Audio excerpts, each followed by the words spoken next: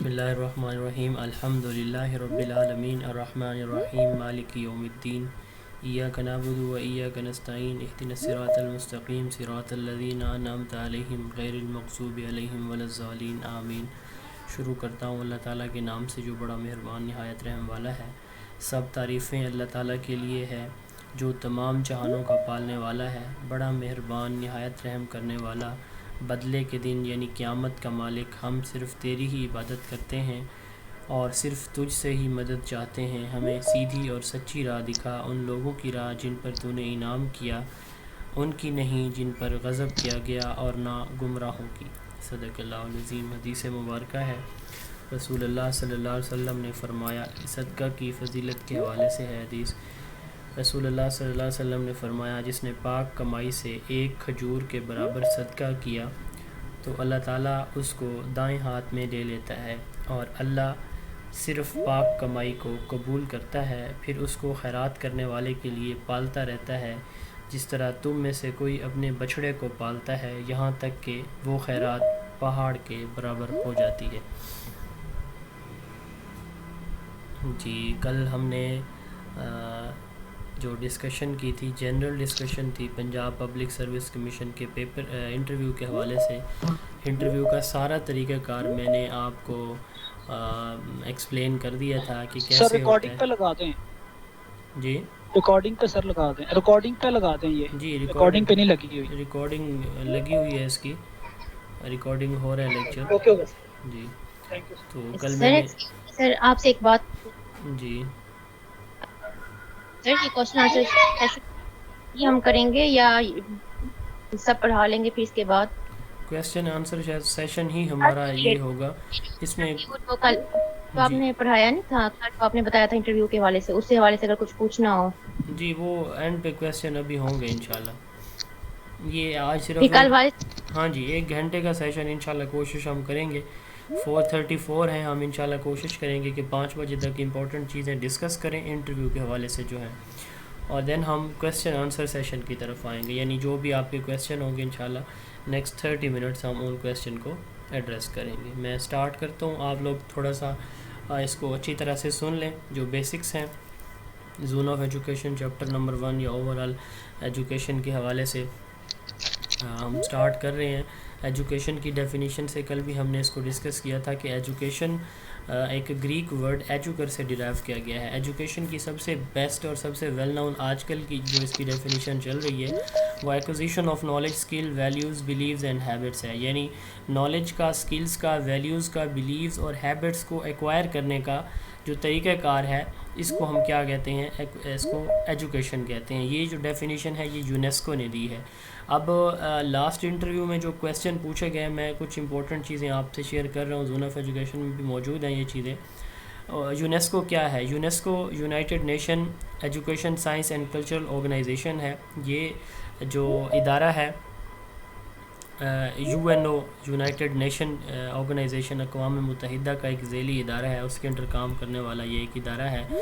United Nation organisation के under काम करने वाले इस इदारे ने 2000 में उस वक़्त 164 ममालिक जो है वो मेंबर थे यूनाइटेड नेशन के, अक़वाम मुत्तहिदा के, जिसमें पाकिस्तान भी शामिल था। तो 2000 में सेनेगाल में, पुर्तगाल में एक कॉन्फ्रेंस मुनक़िद होती है जिसको वर्ल्ड एजुकेशन कॉन्फ्रेंस का नाम दिया जाता है। तो वर्ल्ड एजुकेशनल कॉन्फ्रेंस में इन 164 ममालिक के सरबराहान ने कमिटमेंट की, और वो कमिटमेंट जो है वो 8 डिफरेंट गोल्स की शक्ल में इन्होंने की। उन 8 डिफरेंट गोल्स को जो 2000 में इन्होंने डिज़ाइन किए, उनका नाम मिलेनियम डेवलपमेंट गोल्स था। इन गोल्स में जो गोल 2 था वो एजुकेशन से रिलेटेड था। ये 2000 की बात मैं कर रहा हूँ। ये यूनेस्को कर रहा है। ये सारी कॉन्फ्रेंस किसने अरेंज करवाई थी? यूनेस्को ने करवाई थी। UNESCO, United Nation science education, science and cultural organization. अब इसका जो टारगेट था इन 8 गोल्स का कि ये कब अचीव होंगे, ये जो 8 मिलेनियम डेवलपमेंट गोल्स हैं, जिसमें गोल 2 जो है वो एजुकेशन से रिलेटेड था, इनका टारगेट सेट किया गया था 2015, 15 साल का। अब 2014 में 14 साल गुजर जाने के बाद, ये मैं बिल्कुल मुख्तसर बता रहा हूँ, टू द पॉइंट इंपॉर्टेंट चीज़ें बता रहा हूँ सिर्फ। 2014 पाकिस्तान भी इसमें शामिल था 2000 की इस कॉन्फ्रेंस में, वर्ल्ड एजुकेशनल कॉन्फ्रेंस में। 2014 में एक रिव्यू मीटिंग हुई उन मिलेनियम डेवलपमेंट गोल्स के ऊपर कि इसमें जैसे मसलन एजुकेशन में पहला इसका था इफ़ा था, लिटरेसी रेट को 100% करना था, तो क्या कितनी प्रोग्रेस हुई, एक रिव्यू हुआ। उस रिव्यू में देखा गया कि किसी भी 164 ममालिक में कोई भी अपने टारगेट पे नहीं पहुंचा। तो फिर क्या किया गया, 2015 में उन तमाम गोल्स को रिवाइज़ किया गया। 2015 में उन 8 गोल्स को 17 गोल्स में तब्दील कर दिया गया और इन गोल्स का नाम भी चेंज कर दिया गया। मिलेनियम डेवलपमेंट गोल से इनका नाम सस्टेनेबल डेवलपमेंट गोल्स SDGs रख दिया गया। अब इसमें जो गोल 4 था, सस्टेनेबल डेवलपमेंट गोल 4 SDG, ये इस दफ़ा इम्तिहान में भी क्वेश्चन आ चुका है। सस्टेनेबल डेवलपमेंट गोल 4 ये एजुकेशन से रिलेटेड है, ठीक है, इंक्लूसिव एजुकेशन से और एजुकेशन से रिलेटेड है SDG 4। अब ये जो SDGs हैं, सस्टेनेबल डेवलपमेंट गोल्स, ये टोटल कितने हैं, 17 हैं, और इनके टोटल टारगेट्स कितने हैं, 164 हैं। अब ये जो 17 गोल्स हैं, ये अब इनका टारगेट सेट किया गया है कि किस साल ये अचीव होंगे। इनका टारगेट 2030 सेट किया गया है। तो ये यूनेस्को का मेजर या मेन रोल है एजुकेशन के पॉइंट ऑफ व्यू से। अगर हम बात करें तो सस्टेनेबल डेवलपमेंट गोल्स के बारे में अक्सर पूछा जाता है, SDGs क्या हैं, MDGs क्या थे इससे पहले जो आए थे, कौन सा गोल जो है वो एजुकेशन से रिलेटेड है। तो इंक्लूसिव एजुकेशन का कॉन्सेप्ट है या सस्टेनेबल डेवलपमेंट गोल 4 जो है वो किस से रिलेटेड है, एजुकेशन से। आगे जाके कहीं इनकी एक्सप्लेनेशन मौजूद होगी, रिटन फॉर्म में भी आपको ये मिल जाएंगे। तो ये एक ब्रीफ सा इंट्रोडक्शन था SDGs का और यूनेस्को का। जी, acquisition of knowledge, skills, values, beliefs and habits, ये डेफिनीशन है यूनेस्को की एजुकेशन की। इसी तरह कल भी मैंने आपको बताया था कि 2 इम्पोर्टेंट डेफिनीशंस और भी हैं, जैसे कैम्ब्रिज डिक्शनरी की डेफिनीशन है या फिर ऑक्सफोर्ड की है। जो कैम्ब्रिज डिक्शनरी की डेफिनीशन है, कैम्ब्रिज डिक्शनरी कहती है कि process of teaching and learning in school और कॉलेज, और ऑक्सफोर्ड डिक्शनरी कहती है process of teaching and learning in school college for attainment of knowledge and development of skills. अब ये जो डेफिनीशन दूसरी मैंने आपको बताई, ये ऑक्सफोर्ड डिक्शनरी की है। ये डेफिनीशंस हैं 3 बेसिक्स, आप इनसे अपनी डेफिनीशंस बना सकते हैं, कोई भी सिंपल सी स्ट्रेट फॉरवर्ड। आपने किसी भी डेफिनीशन को, आपसे जब पूछा जाता है कि डिफ़ाइन एजुकेशन या व्हाट इज़ एजुकेशन, तो या what is education in your point of view, अब यहाँ पे आपने किसी भी राइटर की, एजुकेशनिस्ट की, इदारे की डेफिनेशन नहीं बतानी होती, बल्कि आपने अपनी डेफिनेशन बतानी होती है, ठीक है, कि आप क्या समझते हैं एजुकेशन क्या चीज़ है। सोक्रेटिस ने कहा कि education is to produce virtue man. ये यहाँ से भी एक आइडिया, मैं 2-3 डेफिनेशन यहाँ पे सिर्फ पढ़ूँगा, बाकी की ज़रूरत नहीं है पढ़ने की। ये एक इम्पोर्टेंट डेफिनेशन है। सोक्रेटिस ने कहा कि हर इंडिविजुअल के अंदर एक नेचुरल एक्यूरेसी मौजूद है, उसके माइंड के अंदर, यानी नेचुरल या यूनिवर्सल वैलिडिटी हर इंडिविजुअल के माइंड के अंदर मौजूद होती है और वो लेटेंट होती है, छुपी हुई होती है। एजुकेशन इस छुपी हुई सलाहियत को या एक्यूरेसी को बाहर निकालने का नाम है, अकॉर्डिंग टू सोक्रेटिस। ये बहुत इंपॉर्टेंट डेफिनेशन है, यानी आप, ये अच्छा पॉइंट है, बहुत अच्छी डेफिनेशन है, इसको भी आप अपनी डेफिनेशन में मोल्ड कर सकते हैं। Bringing out of ideas of universal validity which are latent in the mind of every man, ठीक है। Capacity to feel pleasure and pain at right moment, ये प्लेटो ने डिफ़ाइन किया था। और एरिस्टोटल की डेफिनेशन है, ये भी बहुत अच्छी है, इसमें चूँकि सोसाइटी का जिक्र है। Education is a process of training man to fulfil his aim by exercising all the faculties to fullest extent as a member of society. Aristotle कहते हैं कि एजुकेशन एक इंडिविजुअल को इस तरह से ट्रेन करने का नाम है कि हम उसको इस काबिल बनाएं, इस तरह से ट्रेन करें कि वो अपने जो मकासद हैं या एम्स हैं उनको फुलफ़िल कर सके, अपनी तमाम सलाहियतों को, अपने तमाम पोटेंशियल्स को इस्तेमाल करते हुए सोसाइटी के एक अच्छे मेंबर के तौर पर। यानी हम एजुकेशन एक इंडिविजुअल को इस तरह से ट्रेन करने का नाम है कि वो अपने तमाम मकासद का हसूल मुमकिन बनाए, अपनी तमाम सलाहियतों को इस्तेमाल करते हुए सोसाइटी के एक प्रोडक्टिव मेंबर के तौर पर। ये डेफिनेशन इसमें से भी आप यानी आप डेफिनेशन जब बना रहे हो तो इन सारी डेफिनेशन को सामने रख के अपनी कोई डेफिनेशन बना सकते हैं। जोहन डेवी की एक डेफिनेशन हम यहाँ पे देखेंगे, development of all those capacities in individual which enable him to control his environment and fulfill his responsibilities। Education किसी भी इंडिविजुअल की उन तमाम सलाहियतों को डेवलप करने का नाम है जो उसको अपना इन्वायरमेंट कंट्रोल करने में और अपनी रिस्पॉन्सिबिलिटीज़ पूरी करने में हेल्प आउट करती है। तो ये डेफिनेशंस हैं, बेसिक डेफिनेशन है, जैसे मैं बार बार कह रहा हूँ।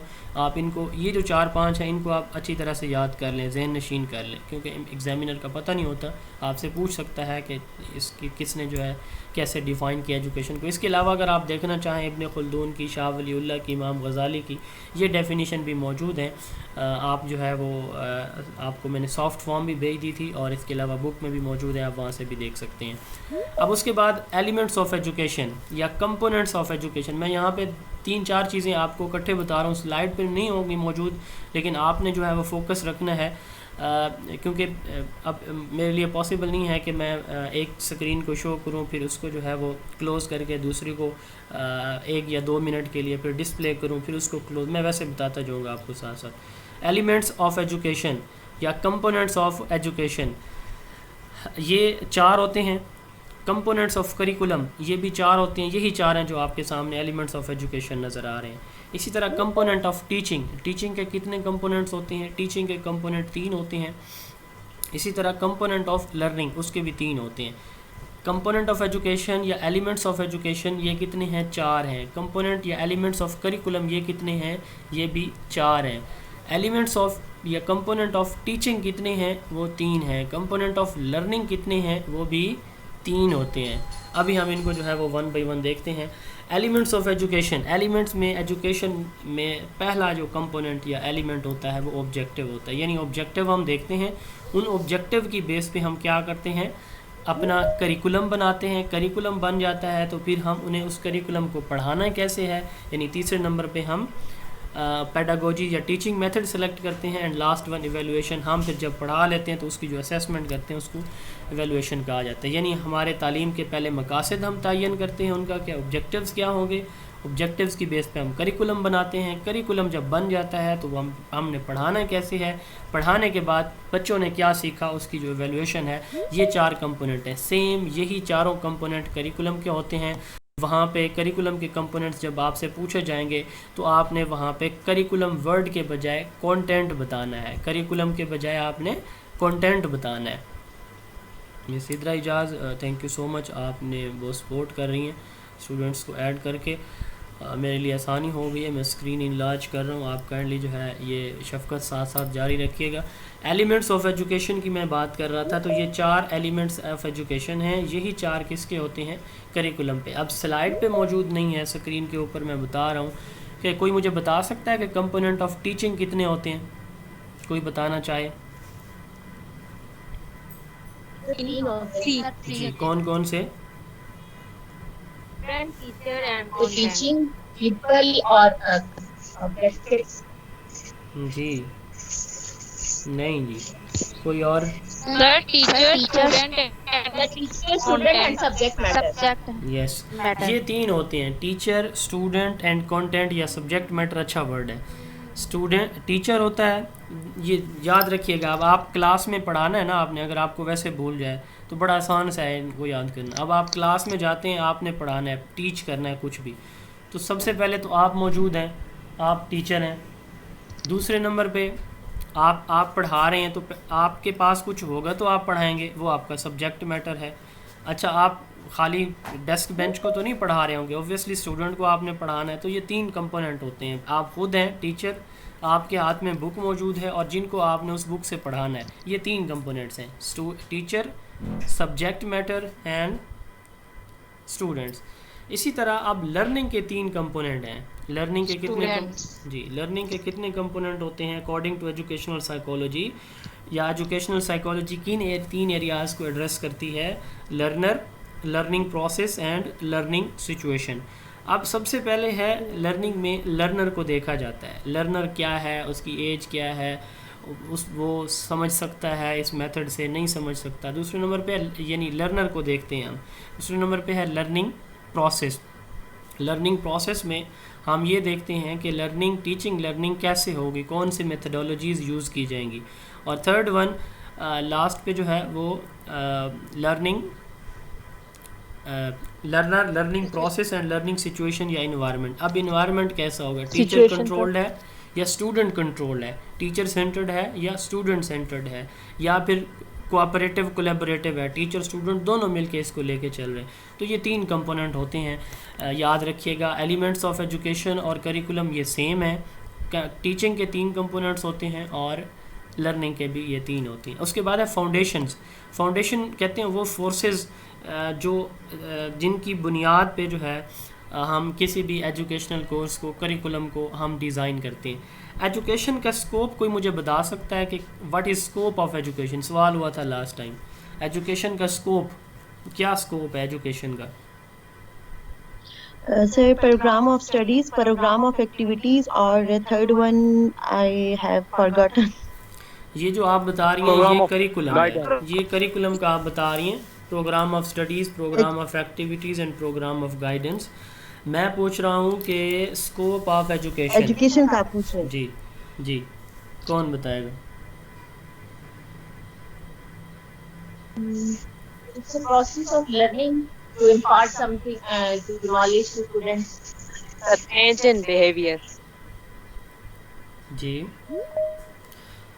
चेंज इन बिहेवियर, ये लर्निंग है। स्कोप मुझे बताएं, स्कोप क्या है एजुकेशन का?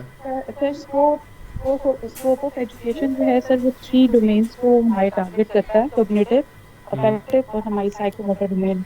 ये आपने एरियाज ऑफ, जी चलें एक्सप्लेन करें आप, मैं बताता हूँ। हाँ, पार्टिसिपेट कीजिएगा जब मैं मुझे इसका यही जी मुझे इसका यही कॉन्सेप्ट सर इसका क्लियर है कि स्कोप को हम कहते हैं दायरा कार, कि जहाँ पे भी हमारी एजुकेशन अमल करती है वो हमारे स्कोप में आ जाता है, चाहे वो किसी भी चीज़ का स्कोप हो। स्पेसिफिकली अगर हम देखें एजुकेशन को, तो वो सबसे पहले टारगेट करती है किसी भी बच्चे के थिंकिंग प्रोसेस को, कि वो कैसे उसको चेंज करता है, यानी ये कॉग्निशन पे अफेक्ट करती है। उसके बाद हम किसी भी चीज़ को अच्छा या बुरा आइडेंटिफाई करते हैं, ये हमारा अफेक्टिव डोमेन आ जाता है।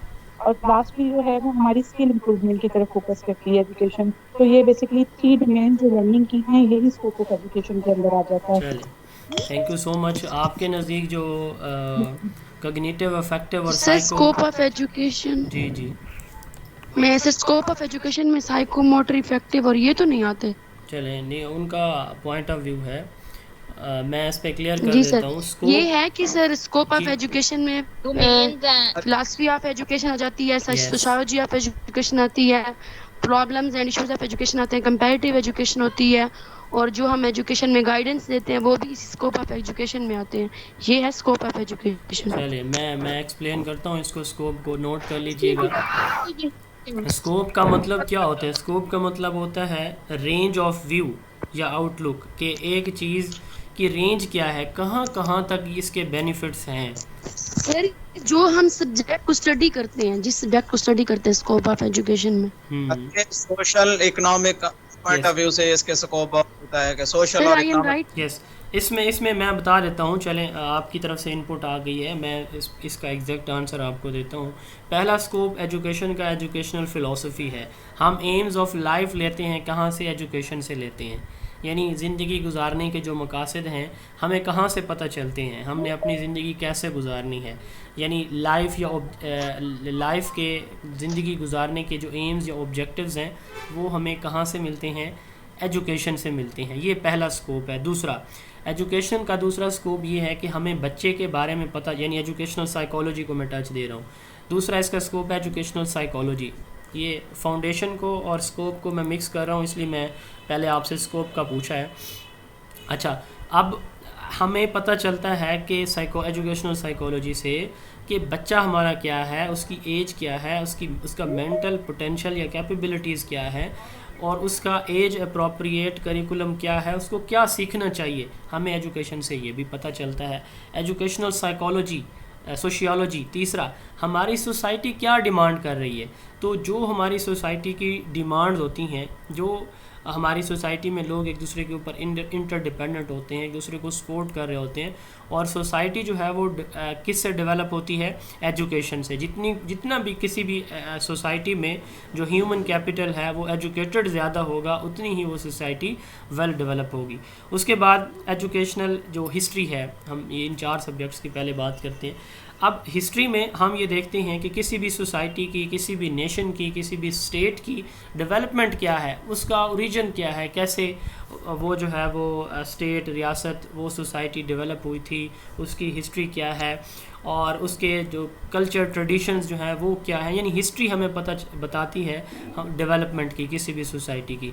ये तो 4 इन्हीं को मर्ज किया है जो फाउंडेशन होती हैं, philosophy, psychology, sociology and history. इसके अलावा भी एजुकेशन का स्कोप होता है। वो स्कोप क्या होता है? एजुकेशन हमें हमारी सोसाइटी के प्रॉब्लम्स के बारे में बताती है कि हमारी सोसाइटी के ये प्रॉब्लम्स हैं, और उन प्रॉब्लम्स को एड्रेस करना, उन प्रॉब्लम्स का सलूशन भी हमें कौन बताती है? एजुकेशन से हमें पता चलता है। ये पॉपुलेशन को, किसी भी पॉपुलेशन को कम्युनिटी के अंदर अवेयरनेस जो है, क्रिएटिविटी, थिंकिंग पावर और होमोजेनिटी, ये चीज़ें डेवलप करने के लिए भी एजुकेशन का की रोल होता है। इसके अलावा इन्वायरमेंट आजकल जैसे एक इम्पोर्टेंट एलिमेंट है, इन्वायरमेंट हमारा जो है वो डिस्टर्ब हो रहा है, ग्लोबल वार्मिंग आयरोज जो है वो बढ़ रही है। तो एजुकेशन जो है हमें इन्वायरमेंटल एजुकेशन या इंफॉर्मेशन भी प्रोवाइड करती है कि हमने अपने इन्वायरमेंट को कैसे सस्टेन रखना है। इसी तरह एजुकेशन जो है वो एडमिनिस्ट्रेशन या सुपरविजन में, टीचिंग में भी हम यूज़ कर सकते हैं। इसी तरह इकोनॉमिक्स में भी हम एजुकेशन का की रोल है कि किसी भी मुल्क का या सोसाइटी का जो कैपिटल है उसकी डेवलपमेंट में भी जो है वो एजुकेशन का इम्पोर्टेंट रोल होता है। तो ये सारे जो है वो बेनिफिट्स या आप कह लें कि स्कोप होते हैं किसके? एजुकेशन के। फाउंडेशन एजुकेशन की 4 होती हैं, यही 4 जो है वो करिकुलम की भी फाउंडेशन होती हैं। जी सर, जी सर लास्ट वाला अगेन बता दें। ये टोटल कौन सी लाइन दोबारा बता दूं? सर जो लास्ट में आपने एजुकेशनल स्कोप में लास्ट लाइन बताई है आपने, लास्ट पॉइंट जो है। हाँ, फाइनेंस का मैंने बताया है कि जो इकोनॉमी है, नेशनल या सोसाइटी की जो इकोनॉमी है, लोग पढ़े लिखे होंगे तो जो कैपिटल है, कैपिटल डेवलपमेंट, सरमायाकारी, वो बढ़ेगी। लोग जो है वो जो किसी भी सोसाइटी या नेशन का जो ओवरऑल इकोनॉमी है वो भी बूस्ट अप होगी एजुकेशन की वजह से। जी, ये स्कोप था एजुकेशन का। आप काइंडली कोशिश ये कीजिएगा। स्कोप ऑफ सर ये स्कोप और नीड में क्या फर्क है?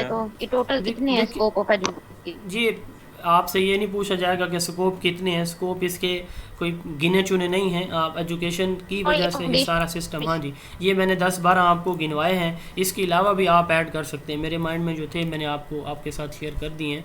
तो ये बेसिक्स हैं हमारी सोसाइटी को। आपने सबसे पहले एम ऑफ लाइफ को देखना है, ज़िंदगी गुजारने के जो असूल हैं। हमारा इस्लाम भी हमें यही बताता है तालीम का मकसद क्या होता है, अल्लाह ताला की खुशनुदी का असूल है।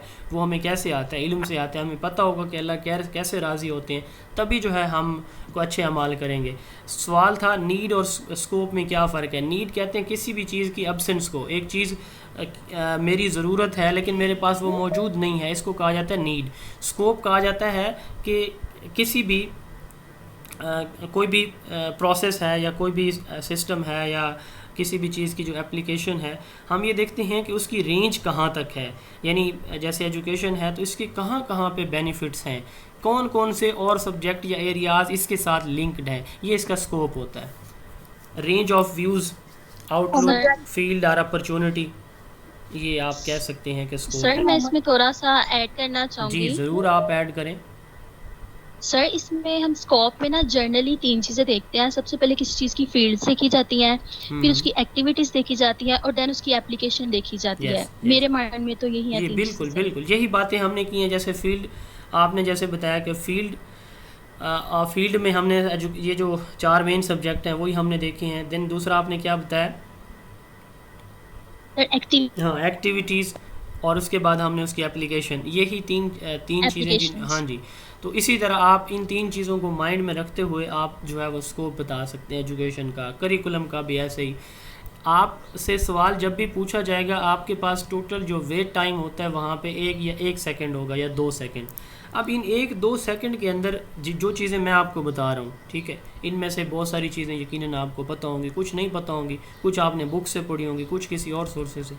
इंटरव्यू में जब आपसे क्वेश्चन किया जाता है तो आपके पास 1-2 सेकंड होते हैं। उन 1-2 सेकंड के अंदर आपने अपनी उन सारी इन्फॉर्मेशन को जो पहले से आपके पास मौजूद है, आपके माइंड में है, उसको इकट्ठा करना होता है और एक बेस्ट वे में एक्सप्रेस करना होता है। तो ये सेशन जो हमारा ऑनलाइन हो रहा है, तो इसमें आप लोगों की पार्टिसिपेशन इसलिए रिक्वायर है ताकि आप लोगों की प्रैक्टिस हो जाए। मैं सवाल करूँ, आपके माइंड में जो कुछ आता है फ़ौरन से बोलने की कोशिश करें, ठीक है। इसमें सबसे पहला फ़ायदा आपको, आपकी ज़ात को होगा, और दूसरा ये है कि बाकी लोगों को भी होगा। एक पॉइंट ऑफ व्यू जो मेरे माइंड में जैसे पॉइंट आए हैं 8-10 मैंने शेयर किए हैं, अदन ने 3 पॉइंट्स ये शेयर कर दिए, इसी तरह बाकी लोगों के माइंड में जो कुछ होगा वो लाजमी आप लोग शेयर करें। ये हमारा कोई पढ़ने पढ़ाने वाला सेशन नहीं है, ये हमारा सिर्फ डिस्कशन सेशन है। इसमें हमने एक दूसरे से सीखना है। कुछ चीज़ें मैं बताऊंगा जो मेरे माइंड में नहीं होंगी, आप सब ने पार्टिसिपेट करना है उसमें लाजमन, ठीक है। एक माइंड एक है, 2-11 हो जाते हैं, और आप ये सोचें कि जब 160 लोग जो है वो इनपुट्स दे रहे होंगे तो फिर लेवल कहाँ पे होगा। बहरहाल ये जो है वो 4 जी जी जी सर मैं ये मुझे स्कोप की समझ नहीं आ रही। स्कोप की समझ नहीं आ रही सर, मुझे फाउंडेशन और जी फाउंडेशन और क्योंकि आपने जो स्कोप में बताया उसमें भी आपने एजुकेशनल साइकोलॉजी, हिस्ट्री और सोशियोलॉजी बता दिया, और स्कोप में भी यही चीजें आ रही हैं और फाउंडेशन में भी यही चीजें हैं। तो क्या डिफरेंस होता है? देखें फाउंडेशन सर मैं कुछ ऐड करना चाहती हूँ जी जी सिंपल वर्ड में, जैसे ये मैडम कह रही है कि मुझे समझ नहीं आ रही, तो ये सारी जो बातें हुई इसमें मैं थोड़ा सा कंक्लूजन ये निकाला है कि स्कोप एक ऐसा वाइड रेंज होगी जो हमारी एजुकेशन फिलॉसफी को, साइकोलॉजी को, सोशियोलॉजी को और जो हिस्ट्री है, उस जियोग्राफी जिस एरिया की एजुकेशन है उसकी हिस्ट्री को कवर करके इस तरीके से कि फील्ड भी आ जाएगी, उसमें एक्टिविटीज़ भी इन्वॉल्व होंगी और फिर हमारा एप्लीकेशन भी आ जाएगी। तो ये सारी एरियाज जो है वो स्कोप के अंडर आ जाएंगे, वाइड एरिया जो सारे इन फील्ड को कवर कर रहे हैं। यानी कि आप वाली डेफिनेशन भी होगी, एक मैडम ने जो बताई है वो भी होगी। तो इससे ये होगा कि वो सारा एरिया जो एजुकेशन के अंडर आ रहा है, जिसमें फील्ड है, एक्टिविटीज हैं और फिर एप्लीकेशन जी चलें ठीक है। ये वाइड एप्लीकेशन वाइड होता है। वन बाय वन जैसे फिलॉसफी है, जैसे फिलॉसफी है, हम फिलॉसफी को एजुकेशन में अप्लाई कर रहे हैं, फिलोसफिकल जैसे फाउंडेशन है एजुकेशन की, तो वो सारी तो फिलॉसफी जब एजुकेशन में अप्लाई करेंगे तो वो हमारी एप्लीकेशन होगी। जब हम एक बच्चे की साइकोलॉजी को एजुकेशन में अप्लाई करेंगे तो वो हमारी एप्लीकेशन होगी ना साइकोलॉजी की। Thank you so much. एक मिनट जी, सोशियोलॉजिकल और फिलोसॉफिकल में क्या फर्क है दोनों में? जी मैं बता देता हूँ दोनों में जी। फाउंडेशन की बात हो रही थी, अपने माइक ऑफ कर दें प्लीज़। आप जब बात करेंगे तो उस वक्त ऑन कर दीजिएगा। सारे स्टूडेंट्स अपने माइक प्लीज़ ऑफ कर दें जी। स्कोप के बारे में मैं रिपीट कर देता हूँ कि स्कोप की बात हुई है कि सर ये जो फाउंडेशन है ये और आपने वो मिक्स कर दिए। देखिए मैंने फाउंडेशन पे अभी आया भी नहीं हूँ, मैंने पहले स्कोप की बात की है। तो फाउंडेशन कहते हैं फोर्सेस को, वो बुनियादें, वो बेसिक्स या वो फोर्सेस जो किसी भी जब आप असेसमेंट की बात कर रहे हो, आप करिकुलम की बात करें या आप एजुकेशन की बात करें, उसके डेवलपमेंट प्रोसेस पे असरअंदाज होती हैं, उनको हम क्या कहते हैं, फोर्सेस कहते हैं। अब समझ इसको कैसे हम डिफरेंशिएट करें फाउंडेशन और स्कोप को। फाउंडेशन अलग चीज़ है, टोटली अलग है। जब हम किसी भी करिकुलम को, एजुकेशनल कंटेंट को हम डेवलप कर रहे होते हैं तो उसमें सबसे पहले हम क्या चीज़ देखते हैं, हम क्यों डेवलप कर रहे हैं, हमारे ऑब्जेक्टिव्स क्या हैं। ऑब्जेक्टिव्स हमें कौन बताता है? ऑब्जेक्टिव हमें एजुकेशनल फ़िलॉसफी बताती है। हमने हमारा कंटेंट किस लेवल का होना चाहिए, हमारे बच्चे की एज क्या है और उसकी लाइकनेस डिसलाइकनेस क्या है, हमारे बच्चे का मेंटल पोटेंशियल क्या है। ये जो फाउंडेशन है, अपने माइक प्लीज़ ऑफ़ कर दें। मैं कैसे आप लोगों को बताऊं कि माइक ऑफ़ रखें? तौहीद अपना माइक ऑफ़ कर दें प्लीज़। मेरा ऑफ ही है सर। हाँ ऑफ है, इसी वजह से आपकी आवाज़ आ रही है आई थिंक।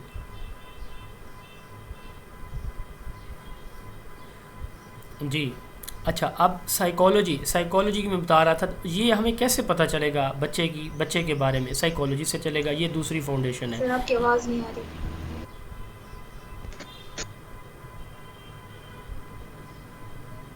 सर आपका माइक ऑफ है। जी सॉरी, अब आ रही है आवाज़? जी, हमें कैसे पता चलेगा? ये साइकोलॉजी से चलेगा। इसी तरह हमारी सोसाइटी क्या डिमांड कर रही है हमारी एजुकेशन से, हमारी एजुकेशन किस तरह की होनी चाहिए। ये आवाज़ नहीं आ रही, आ जाती है आवाज़, कोई प्रॉब्लम होगी नेटवर्क की, 1 मिनट ठहर लें आप लोग। जी, अब सोसाइटी की क्या डिमांड है, सोसाइटी क्या एक्सपेक्ट कर रही है एजुकेशन से, ये एरिया, ये कौन सी फाउंडेशन है, ये सोशियोलॉजी है। हमारी एजुकेशन कैसे होनी चाहिए, सोसाइटी की जो जो डिमांड्स हैं वो शामिल होनी चाहिए। देन लास्ट वन हिस्ट्री है। हिस्ट्री हमें क्या बताती है हमारी, जैसे हम मुसलमान अल्हम्दुलिल्लाह, या हिस्ट्री ऑफ पाकिस्तान है, हिस्ट्री ऑफ इस्लाम है, तो ये हमें क्या बताती है, क्या तौर अतवार तरीके, हम ये सारी चीज़ें हमने कहाँ से सीखी हैं, हमारी जो मुआशरती अक़दार हैं, ये सारी चीज़ें हमने कहाँ से सीखी हैं। हिस्ट्री ऑफ इस्लाम से। हमें हमारे इस्लाम ने बताया कि ये चीज़ें जो हैं आपके जो हैं वो सोशल नॉर्म्स हैं। तो ये 4 जो है वो मेन फाउंडेशंस होती हैं किसी भी एजुकेशन या किसी भी करिकुलम की। अब मैं बात करता हूँ स्कोप की। स्कोप हमने कहा है, जैसे 3 पॉइंट्स यहाँ पे डिस्कस हुए हैं कि उसकी फील्ड्स क्या हैं, उसकी एक्टिविटीज़ क्या हैं। आवाज़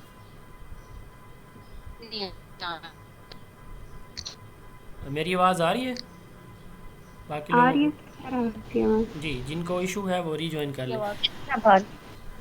जी, अब नहीं आ रही, रीजॉइन कर लें जिसका इशू है। जी सर आ रही है आपकी आवाज़। जिस 1 या 2 स्टूडेंट का इशू है प्लीज़ रीजॉइन कर लें। अच्छा, मैं बात कर रहा था, अब स्कोप की हम बात कर रहे थे। स्कोप किसको कहते हैं? स्कोप कहते हैं कि इसका दायराकार कहाँ तक है, ठीक है, इसमें कौन कौन से और दूसरे सब्जेक्ट्स या एरियाज़ शामिल होते हैं, इसके फ़वाइद क्या हैं, इसकी अप्रोचेस कहाँ कहाँ तक हैं, एप्लीकेशन यानी कहाँ कहाँ तक इसका दायरा कार या अप्रोचेस हैं, बेनिफिट्स इसके क्या हैं।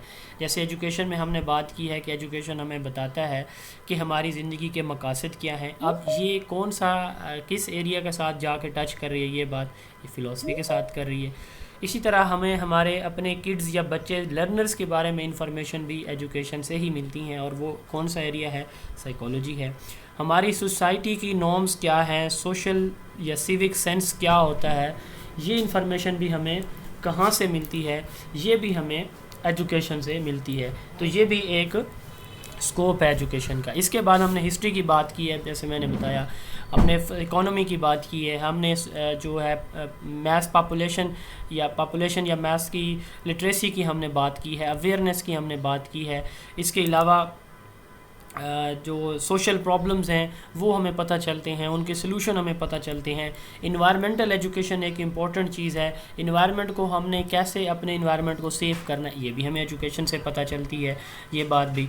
और इसके अलावा जो नेशनल इकोनॉमी है, किसी भी सोसाइटी की जो इकोनॉमी है वो भी बूस्ट अप होती है कैसे, एजुकेशन से। ये इसके स्कोप हैं। आपने वहाँ पे इनलिस्ट करना होता है, वो आपसे पूछेंगे कि इसके स्कोप क्या क्या हैं, तो आपने एक एक लाइन में इन सारी चीज़ों को आप बता सकते हैं। जब आप बताएंगे तो फिर आप में से उन्हीं जो लाइन आप बता रहे होंगे याद रखिएगा, हमेशा तैयार रहिएगा कि जो जवाब आप दे रहे हैं उसी जवाब में से ही सवाल बनेगा। फिर तो आपने अपना जवाब इस तरह से देना है कि फिर दोबारा फंस ना जाएं। वो बात जिसके बारे में आपको पता नहीं है या अंदाज़े से आप बोल रहे हैं वो आप बोलेंगे तो फिर अगला क्वेश्चन होगा, उनको पता चल जाता है। साफ ज़ाहिर है जब गलत जवाब बंदा दे रहा होता है, अगले को जो सवाल कर रहा है उसे पता है कि मैंने क्या सवाल किया, उसका दुरुस्त जवाब क्या है।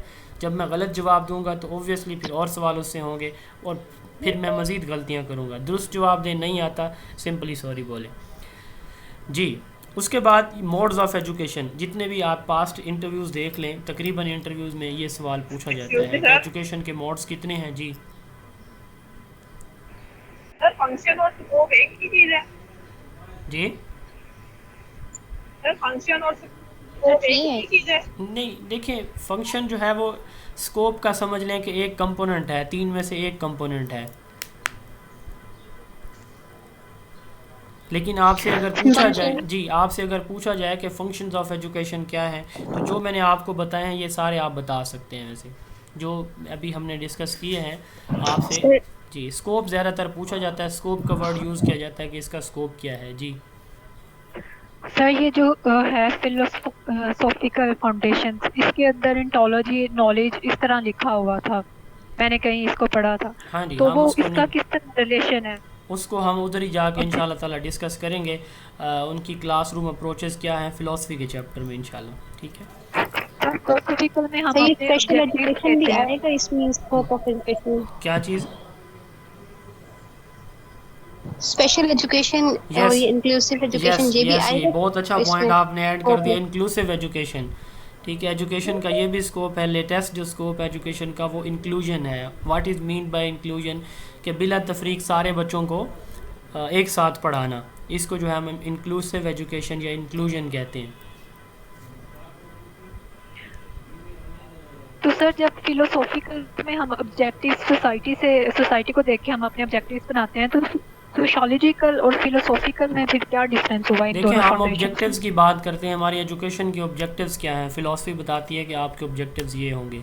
फ़िलासफ़ी जो है वो रियलिटी को देखती है, फ़िलासफ़ी जो है वो नॉलेज को देखती है, फ़िलासफ़ी वैल्यूज़ को देखती है। सोसाइटी में हमने सोशियोलॉजी की जब हम बात करते हैं तो हम ये कहते हैं कि हमारी सोसाइटी की डिमांड्स क्या हैं, हमारी सोसाइटी की एक्सपेक्टेशंस क्या हैं, हमारी सोसाइटी के इस वक्त करंट जो प्रॉब्लम्स हैं वो क्या हैं, उन प्रॉब्लम्स का सलूशन जो पॉसिबल सलूशन है वो क्या है। तो ये हमें एजुकेशनल सोशियोलॉजी इन चीज़ों के आंसर देती है।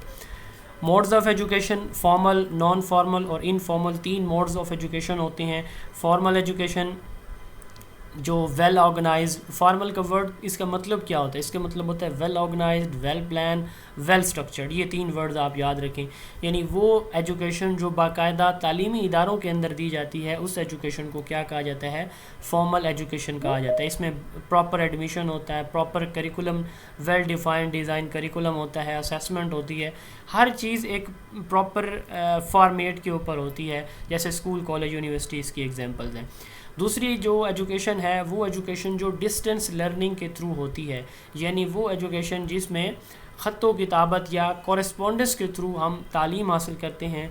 जैसा कि पाकिस्तान के अल्लामा इकबाल ओपन यूनिवर्सिटी एशिया की पहली और दुनिया की दूसरी जो है बड़ी और ओल्डेस्ट जो है वो डिस्टेंस लर्निंग बेस्ड या कॉरेस्पॉन्डेंस बेस्ड यूनिवर्सिटी है। 1972 की पॉलिसी में ये बनाई गई थी, 1974 में बनी थी। इसका पहला नाम पीपल्स ओपन यूनिवर्सिटी था और दूसरा नाम 1977 में इसका नाम जो है वो चेंज करके अल्लामा इकबाल ओपन यूनिवर्सिटी रखा गया।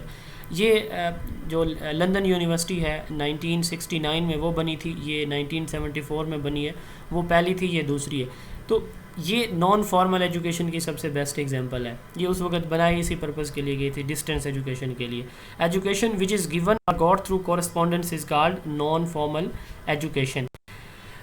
उसके बाद तीसरी जो एजुकेशन होती है उसको हम कहते हैं इनफॉर्मल एजुकेशन। ये कभी भी, कहीं भी, किसी भी वक्त, किसी से भी हम लेते हैं। हम कोई चीज़ देख रहे हैं, हम स्कूल में बैठे हैं, घर में बैठे हैं, मस्जिद में बैठे हैं, बाज़ार में हैं, गली में हैं, टीवी देख रहे हैं, मोबाइल देख रहे हैं, अखबार पढ़ रहे हैं, कहीं पे भी कुछ भी जो हम सीख रहे हैं ये क्या कहलाता है?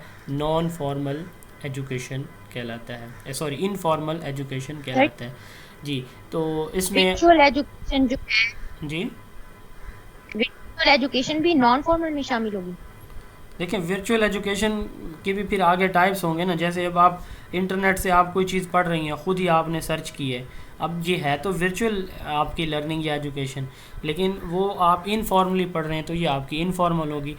ठीक है। और अगर आप वर्चुअल यूनिवर्सिटी से आपने कोई डिग्री आप कर रही हैं, जैसे वो फॉर्मल है, तो वर्चुअल की भी आगे जो है वो 2 टाइप्स हैं, एक फॉर्मल है, एक इनफॉर्मल है। फॉर्मल में आप जो है वो किसी proper well organise, well structure जो है सिस्टम में आप एडमिशन लेंगे, जबकि इनफॉर्मल में आप ख़ुद से कोई भी सर्च कर लेते हैं। हम टाइप्स पढ़ेंगे इंशाल्लाह ताला। सर अगर हम जी तो फिर हम ये दोनों बताएंगे कि 2 टाइप्स हैं। अगर हमसे इसको पूछा जाए इंटरव्यू में कि वर्चुअल के बारे में बताएं कि ये नॉन फॉर्मल है, इनफॉर्मल है, तो हम ना ये टाइप्स बताएंगे कि एक वर्चुअल वो होती है जो अगर हम मतलब इंटरनेट से आप जो है अगर किसी वर्चुअल इदारे से, ऑनलाइन किसी भी इदारे से आप कोई ट्रेनिंग या कोई भी लर्निंग कर रहे हैं तो वो आपकी जो है वो फॉर्मल होगी। और अगर आप नहीं कर रहे, आप ख़ुद से कोई चीज़ सर्च आउट कर रहे हैं तो ये फिर क्या होगी? आपकी इनफॉर्मल होगी। टेलीविजन और नॉन फॉर्मल भी आ जाएगी, क्योंकि हम डिस्टेंस पे कर रहे हैं, हम बिल्कुल अदारे में जाके तो नहीं कर रहे, बेशक हम ऑनलाइन कर रहे हैं लेकिन वो एक सिस्टमेटिक डिस्टेंस पे है। फिर तो तीनों आ जाएंगी इसमें। देखें, जो नॉन फॉर्मल है ना वो है कॉरेस्पॉन्डेंस के थ्रू। तो कॉरेस्पॉन्डेंस के थ्रू से मुराद ये है कि इसमें टीचर और स्टूडेंट इन्वॉल्व नहीं होता, ये याद रखिएगा। नॉन फॉर्मल में टीचर और स्टूडेंट का इंटरेक्शन आपस में डायरेक्ट नहीं होता। जबकि ये जो हमारी डिस्कशन हो रही है इसमें तो मैं भी शामिल हूँ, डिस्कशन में आप भी शामिल हैं, आप डायरेक्ट इन्वॉल्व हैं मेरे साथ में, आपके साथ। ये थोड़ा सा आपने इस चीज़ को डिफ्रेंशिएट करना है कि डिस्टेंस में इसका मतलब क्या होता है। कॉरेस्पॉन्डेंस के थ्रू आप कोई चीज़ लिख के भेजेंगे, वो आपकी करेक्शन कर देगा, फिर आप कोई कोर्स भेजेंगे, असाइनमेंट भेजेंगे, पेपर आप कराएंगे, टीचर को आपने देखा ही नहीं होगा। ये बेसिक पर्पस था नॉन फॉर्मल एजुकेशन का। 3 मोड्स होते हैं, formal, non formal and sir television और रेडियो आ सकते हैं? ये इनफॉर्मल है, ये इनफॉर्मल है। जी जी जी एक्सक्यूज मी सर, जी जी टेलीविजन और रेडियो एक सर मैं क्वेश्चन करना चाहूँ, एक क्वेश्चन अगर करना आप चाह तीन रही थी लोग कि जो हम तीन लोग बोल ऑनलाइन रहे कोर्स कर रहे होते हैं, एक स्टूडेंट सर जो ऑनलाइन कोर्स कर रहे होते हैं, जी सर, जो ऑनलाइन कोर्स वगैरह हम कर रहे होते हैं जिसमें हमें सर्टिफिकेट्स वगैरह भी मिलते हैं और एक प्रॉपर ड्यूरेशन के लिए होते हैं, उसमें टीचर स्टूडेंट का इंटरेक्शन तो इस तरह से होता नहीं है, लेकिन हम ऑनलाइन चूंकि हमारी एक लर्निंग हो रही होती है, तो ये नॉन फॉर्मल में आएंगे या फॉर्मल में आएगा? मेरा ख्याल है कि ये नॉन फॉर्मल में आएगा। देखिए जो ऑनलाइन लर्निंग की टाइप्स है ना, वो अभी हम इंशाल्लाह ताला आज या कल डिस्कस करेंगे, जिसमें ब्लेंडेड लर्निंग है, फ्लेक्स लर्निंग है। ऑनलाइन जी सर जी जी ऑनलाइन लर्निंग जो है ना, ये नॉन फॉर्मल के अंदर ही मैंने एक जगह पे पढ़ा था कि आ जाती है, और इसके अंदर डिस्टेंस एजुकेशन भी आ जाती है नॉन फॉर्मल में, और इसके अंदर ऑनलाइन लर्निंग भी आ जाती है कि टीचर और स्टूडेंट एक एट अ टाइम जो होते हैं वो इंटरेक्ट कर होते हैं। आगे से इसकी 2 टाइप्स हैं, तो उसमें 2 में ये डिफरेंस है कि एट अ टाइम जैसे हम लोग ऑनलाइन क्लास ले रहे हैं ऐसे है, और एक में ये है कि वो एट अ टाइम टीचर और स्टूडेंट कम्युनिकेट नहीं कर रहे होते। वो हम पढ़ेंगे उसकी फ्लिप्ड लर्निंग, फ्लेक्स लर्निंग, वो देखें जो ऑनलाइन लर्निंग है ना, वर्चुअल लर्निंग, उस पर आप अभी डिस्कशन ना करें। उसकी प्रॉपर टाइप्स जितनी भी हैं इंशाल्लाह ताला, उसकी 5 डिफरेंट टाइप्स हैं ऑनलाइन लर्निंग की, उनको हम डिस्कस करेंगे वहाँ पे जाके। फ़िलहाल हमारा जो टॉपिक ऑफ डिस्कशन है वो जनरल एजुकेशन के ये 3 मोड्स हैं, फॉर्मल, नॉन फॉर्मल और इनफॉर्मल। इंशाल्लाह आज या कल हम उस पे जब जाएंगे तो वहाँ पे हमारे जो क्वेश्चन हैं जितने भी आपकी तरफ से हो रहे हैं वो सारे क्लियर हो जाएंगे, उसकी आप फिक्र नहीं करें। एजेंसीज़ ऑफ एजुकेशन, ये थोड़ा सा मैं इसको टच दे दूँ, उसके बाद आपके क्वेश्चन आंसर की तरफ आएंगे। अब एजेंसीज़ ऑफ एजुकेशन, एजेंसीज़ जिस तरह हमारे मोड्स ऑफ एजुकेशन है, इस तरह एजेंसीज़ भी होती हैं। आम तौर पर एजेंसीज़ जो है, कुछ बुक्स में आपको 4 इसकी कैटेगरीज मिलेंगी, लेकिन इसकी 2 होती हैं। एक होती है फॉर्मल एजेंसी, दूसरी होती है informal agency. Formal agency school, college, university, कोई भी स्कूल, कॉलेज, यूनिवर्सिटी या मदरसा जहाँ पे स्टूडेंट और टीचर दोनों इन्वॉल्व होते हैं, उसको हम क्या कहते हैं, फॉर्मल एजेंसी कहते हैं। इनफॉर्मल हमारी जैसे इनफॉर्मल एजुकेशन है, तो उस तरह जैसे फैमिली है, मस्जिद है, टीवी है, मोबाइल है, न्यूज़पेपर है, बुक्स हैं, ये सारे के सारी क्या हैं, इनफॉर्मल एजेंसीज़ हैं। लाइब्रेरी भी है, लाइब्रेरी भी एग्जांपल है इनफॉर्मल एजेंसी की। तो एजेंसीज़ ऑफ एजुकेशन कितनी होती हैं? 2 होती हैं, फॉर्मल एंड इनफॉर्मल। उसके बाद है types of other types of education, ये इंपॉर्टेंट है। Inclusive education and blended education इनमें मोस्ट इंपॉर्टेंट है। इंक्लूसिव एजुकेशन किसको कहते हैं? जैसे अभी थोड़ी देर पहले डिस्कस हुआ था कि बिला तफरीक, बिला तमीज़, बग़ैर किसी फ़र्क के सारे बच्चों को एक ही क्लास में, एक ही करिकुलम, एक ही टीचर, एक ही क्लासरूम के अंदर पढ़ाएगा। इसको क्या कहा जाता है? Inclusive education. ये SDG 4 का कॉन्सेप्ट है, सस्टेनेबल डेवलपमेंट गोल 4 का। यानी माइनॉरिटी स्टूडेंट जो दूसरे मज़ाहब के पाकिस्तान में बच्चे रह रहे हैं, वो हिंदू हैं, क्रिश्चियन हैं, सिख हैं, बुद्ध मत हैं, जो भी हैं, और कादियानी हैं, जो भी, और जो इसके साथ साथ डिसेबल बच्चे हैं, यानी वो बच्चे जिनको माइनर डिसेबिलिटीज़ हैं, जो स्पेशल एजुकेशन में तालीम नहीं हासिल कर रहे, वो हमारे नॉर्मल बच्चों के साथ जनरल एजुकेशन क्लासरूम में जब तालीम हासिल करते हैं, तो इस एजुकेशन को क्या कहा जाता है? Inclusive education. Teaching and learning of children with some difficulties in general education class are all children same classroom and same school. ये तीसरी डेफिनेशन है। Children with moderate disabilities and minority students in mainstream class, इसको हम क्या कहते हैं? Inclusive education. Then है blended education.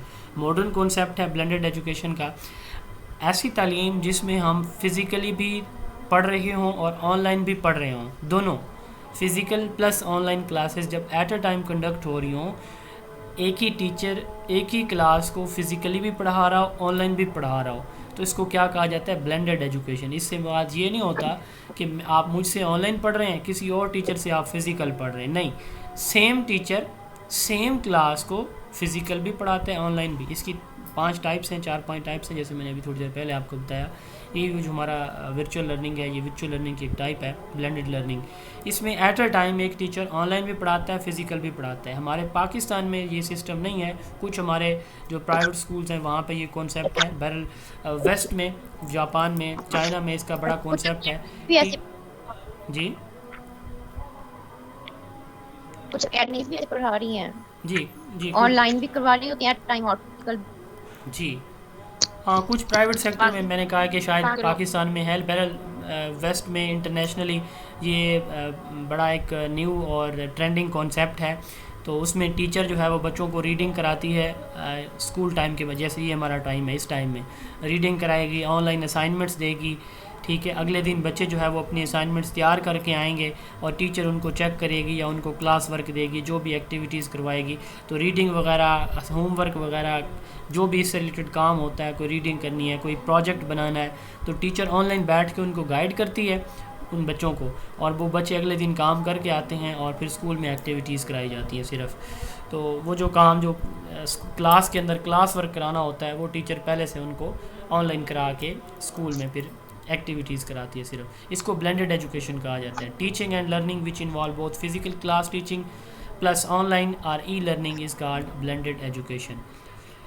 ये टाइप्स ऑफ नॉलेज हम यहाँ पे डिस्कस नहीं कर रहे, ये हम रिसर्च के चैप्टर में इंशाल्लाह ताला डिस्कस करेंगे। अब जो कुछ हमने पढ़ा है इससे रिलेटेड या इससे मिलता जुलता कोई और आपका सवाल है, आप 1 बाय 1 अपने क्वेश्चन करें। हम इंशाल्लाह ताला कोशिश करेंगे कि उनकी जो भी जी सर इंक्लूसिव एजुकेशन आपने बात की थी कि इसमें ना डिसेबल्ड लोग और जो बच्चे होते हैं और जो नॉर्मल होते हैं उनको साथ में तालीम दी जाती है। तो पाकिस्तान में तो ऐसी कोई तालीम नहीं दी जाती है। देखिए, इंक्लूसिव माइनर डिसेबिलिटीज़ की बात की जा रही है। इसमें डिसेबल नहीं होते, इसमें ना माइनर डिसेबिलिटी की बात हो रही है कि माइनर डिसेबिलिटी कहते हैं कि एक बच्चा सुन नहीं सकता, देख नहीं सकता, ये डिसेबिलिटी है, ठीक है। एक बच्चा चल फिर नहीं सकता, ये डिसेबिलिटी है। और माइनर डिसेबिलिटी से मुराद ये होता है, माइनर डिसेबिलिटी से मुराद ये होता है कि एक बच्चे का कोई हेयरिंग इम्पेयरमेंट हेयरिंग में मसला हो, हाँ, कोई हेयरिंग डेफनेस नहीं है, देखने में थोड़ा सा मसला हो, देखने में विजन में थोड़ा सा प्रॉब्लम है, चलने में थोड़ा सा प्रॉब्लम है। तो इस तरह की जो माइनर इश्यूज हैं, जैसे कोई बच्चा ग्लासेस यूज़ करता है, कोई बच्चा जो है वो स्टिक यूज़ करता है चलते हुए, या कोई वो जो होते हैं हमारे एम्पलीफायर सुनने के लिए वो यूज़ करता है, इस तरह के यानी माइनर डिसेबिलिटीज़ की हम बात करते हैं। जी, next question. Excuse me sir. जी जी। और मेजर में ये आ जाएगी कि सर ये किस कैटेगरी में आ जाएगी? मेजर का मैंने बता दिया, जैसे डेफनेस है, जैसे ब्लाइंडनेस है, ये वाले बिल्कुल चाल भेज सकते। जी जी जी, question please. Sir excuse me sir. जी सर आपने सर ये क्रिस्टल और एजुकेशन की डेफिनेशन एक तो स्पोर्ट्स से आपने करनी और एक कैम्ब्रिज डिक्शनरी जो है उससे करनी। तो आपकी जो बुक है जोर ऑफ एजुकेशन, सर इसमें ये इंक्लूड नहीं है। तो सर इस तरह का हमें कोई मतलब मिल जाएगा, जैसे आपकी ये बुक का इस तरह का कोई जैसे मैंने आपको बताई है ना, मैंने बताई है, आप साथ लिख लिया करें। आप अपनी नोटबुक जो है वो ओपन रखें, साथ इस तरह की चीज़ें कुछ जो मौजूद नहीं होंगी स्लाइड पे तो वो आप लिख लीजिएगा।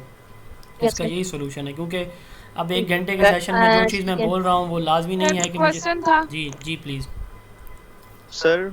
जी सर, हाइब्रिड एजुकेशन के बारे में बात करना चाह रही थी। ब्लेंडेड और हाइब्रिड एजुकेशन में क्या डिफरेंस है? हाँ, हाइब्रिड जो है वैसे इसके लिए वर्ड जो है वो इंटीग्रेटेड यूज़ होता है। हाइब्रिड कहते हैं मिक्सचर को, ठीक है, यानी एक चीज़ जो होती है खालिस से मुराद मैं समझाने के लिए बता रहा हूँ कि एक चीज़ है उसमें किसी भी और चीज़ की मिलावट नहीं है, ठीक है, तो उसको हम कहते हैं प्योर। और जो हाइब्रिड होती है ना चीज़, उसको हम कहते हैं कि 2 या 2 से ज़्यादा स्पीशीज़ का, 2 या 2 से ज़्यादा चीज़ों का जो ब्लेंड होती है उसको हम बोलते हैं हाइब्रिड। अब हाइब्रिड एजुकेशन जो है बेसिकली सर इसकी जी जी सही से हम को एजुकेशन भी तो कह सकते हैं हाइब्रिड हाँ को। मैं उधर ही आ रहा हूँ जी। अब हाइब्रिड एजुकेशन जो है, जैसे हमारे मेल हैं, फीमेल हैं, या कुछ ट्रांसजेंडर होते हैं, उन सब को भी वैसे इंक्लूसिव एजुकेशन में ये भी याद रखिएगा, क्वेश्चन पूछा जा सकता है। जैसे ये क्वेश्चन भी आया था ट्रांसजेंडर स्कूल वाला कि ट्रांसजेंडर क्या आ सकते हैं इंक्लूसिव एजुकेशन में। तो जी हाँ, हम बात कर रहे हैं विदाउट एनी डिफरेंस की, एजुकेशन फॉर ऑल की, तो इसमें ट्रांसजेंडर भी आएंगे इंक्लूसिव एजुकेशन में। तो आई थिंक सो, जैसे हफ्सा बता रही थी कि जो हाइब्रिड एजुकेशन है वो, इससे मुराद ये है कि हमारा जो को एजुकेशन का जो कॉन्सेप्ट है, उसमें हम सिर्फ मेल को नहीं पढ़ा रहे या सिर्फ फीमेल को नहीं पढ़ा रहे, तो उसमें हम सबको मिक्सअप जो है वो पढ़ा रहे हैं, जैसे को एजुकेशन का कॉन्सेप्ट है। जब सर ये अगर हम तो स्पेसिफाई करें ना जेंडर बेस पे, लेकिन अगर हम बात करें कि लर्निंग के हवाले से, तो हम यहाँ पे तो ब्लेंड कर रहे हैं ना दो चीजों को, जैसे ऑनलाइन और फेस टू फेस को। तो ये हाइब्रिड एजुकेशन देखें इसके लिए ना, मैं बताता हूँ, मैं उसके लिए ना एक प्रॉपर टर्म यूज़ होती है हर चीज़ के लिए, हर चीज़ की। जैसे हमने इंक्लूसिव एजुकेशन की बात की है, तो अब ये स्पेसिफ़िक है इस चीज़ के साथ। इंक्लूसिव एजुकेशन में ये 3 चीज़ें आएंगी: माइनर बच्चे, डिसेबिलिटीज़ वाले, माइनर डिसेबिलिटीज़ वाले, माइनर कम्युनिटीज़ के बच्चे, या फिर ट्रांसजेंडर।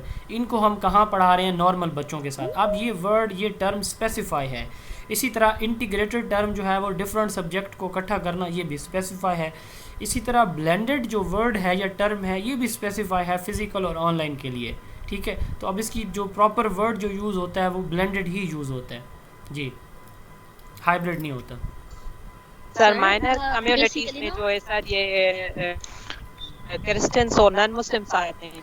माइनर कम्युनिटीज़ में क्रिश्चियन है। देखिए पाकिस्तान में 5 जो है वो non Muslim communities, minor communities रहती हैं। मेजॉरिटी इसमें जो है वो इनकी है, क्रिश्चियनिटी की है, फिर हिंदूज़ हैं, और उसके बाद सिख हैं, और फिर जो ये कादियानी हैं, और चौथे नंबर पे कौन है? 5वें नंबर पे एक और भी है इनकी कैटेगरी जी। साइड पे पारसी भी बहुत है जी, पारसी। ये 5 जो है हमारी कैटेगरीज हैं पाकिस्तान में नॉन मुस्लिम मिनॉरिटीज़ की जी। जी नेक्स्ट सर, जैसे कि जी हमने सर फॉर्मल एजुकेशन पढ़ी है कि ये बाकायदा एक मुनज़्ज़म सिस्टम होता है, उसके तहत जो एजुकेशन उसे फॉर्मल एजुकेशन कहते हैं। लेकिन सर जैसे पेंडेमिक है, ये कोविड की थी, उस दौरान इसको हमने शिफ्ट कर दिया था इनफॉर्मल पे। इसे हम ब्लेंडेड बोलेंगे, हाइब्रिड बोलेंगे, इसे क्या करेंगे सर, या इसे किस सिस्टम के तहत लेंगे? इसके लिए वर्ड अगर आपको यूज़ हो तो ई लर्निंग यूज़ किया गया था। पंजाब या पाकिस्तान गवर्नमेंट ने इसके लिए वर्ड ई लर्निंग यूज़ किया था, ठीक है। ई लर्निंग से मुराद ऑनलाइन लर्निंग। तो मेरा नहीं ख्याल कि इसमें कोई ब्लेंड हुई थी कोई चीज़। हमारे स्कूल परमानेंटली क्लोज थे, और जो भी थे उसके लिए पंजाब ने एक टीवी प्रोग्राम लॉन्च किया था, फिर फेडरल गवर्नमेंट ने बाद में किया था। कोई बता सकता है पंजाब के टीवी प्रोग्राम का नाम?